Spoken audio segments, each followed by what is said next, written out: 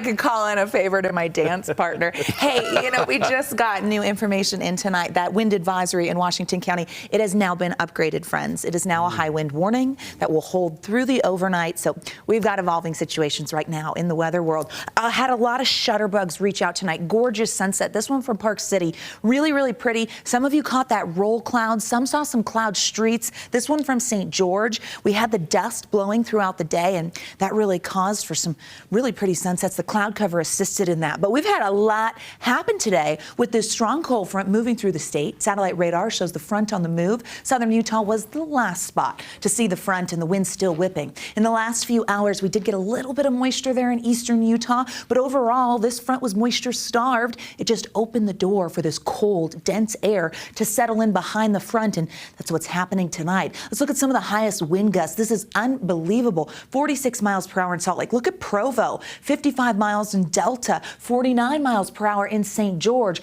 Provo, Delta, those areas were quickly put under that high wind warning, and tonight we've upgraded that in lower Washington County. Check out Eagle Mountain. Hey, big thank you to Elizabeth Jensen for taking this video. Tumbleweeds. Remember this problem back in March? It's back. Eagle Mountain actually asking for tumbleweed reports because after the winds came through, littering neighborhoods. We love this video and appreciate you sharing. Just showing the wind in action today from top to bottom, Cache Valley, all the way to Washington County. I can't get over it.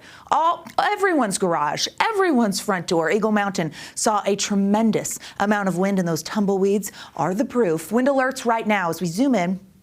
I'm going to take you back so you can see those because those are brand new. That Cache Valley Lapse wants to show you. Okay, western Uinta Basin, Castle Country, southwest Utah, and there's that high wind warning. So that's what's holding on tonight. And what you're going to see in the western Uinta Basin and Castle Country, those downslope winds through the early morning hours. So 3 and 4 a.m., that's when those will expire. When it comes to the southwest corner of the state, this holds until midnight, but that high wind warning will be in effect until 8 a.m. tomorrow. So winds plague us through the overnight for portions of Utah. Now, the time-lapse video coming out of Cache Valley. The clouds on the move. We saw that front come in. It really started dropping temperatures. Visibility went down as the dust was blowing through.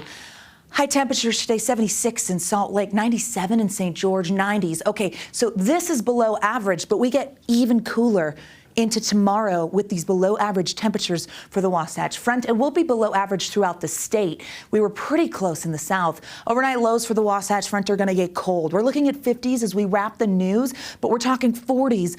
Mid-40s in Salt Lake City with those mostly clear skies. That is unseasonably cold. It's a late season cold snap. Low 50s by 9 a.m. It's going to feel chilly tomorrow. Even with the sunshine, you're going to go, hold on.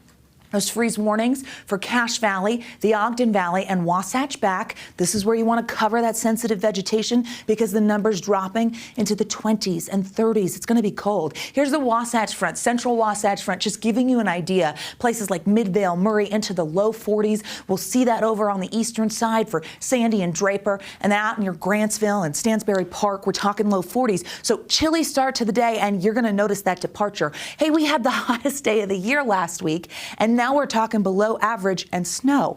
Upper level futurecast shows that system lifting away from us. The front comes through.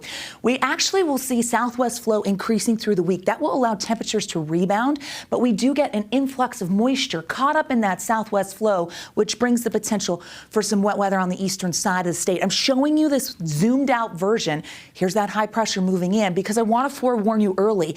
We're going to talk high heat by the weekend, so we're going from below average to maybe another triple-digit day in Salt Lake City by Sunday. I know, that is a stretch. Long-range futurecast shows really quiet conditions. Increasing southwest flow will bring in cloud cover through the midweek, but then you're going to watch as that moisture moves in late Thursday. Here we go, and we see the chance of some thunderstorms on the eastern side of the state heading into Friday. We're going to keep our eye on flash flood concerns because potential will be there, but we'll dry out into Saturday. That is the week view in just a few seconds for you. 60s, only 70. We're going to fight to get to the 70s tomorrow. 70s and 80s on the eastern side of the state. Unseasonably cool in St. George as we only hit 90. So a bit of a break there. Highs typically this time of year, 97.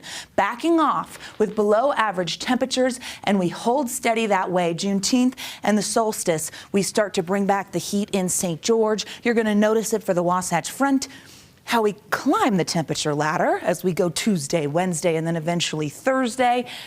And then we have a 100-degree day on the 7th day. When do I get to say, well, we just had snow at Bear Lake and you're going to see 100 this week? I mean, that is weather whiplash at its finest.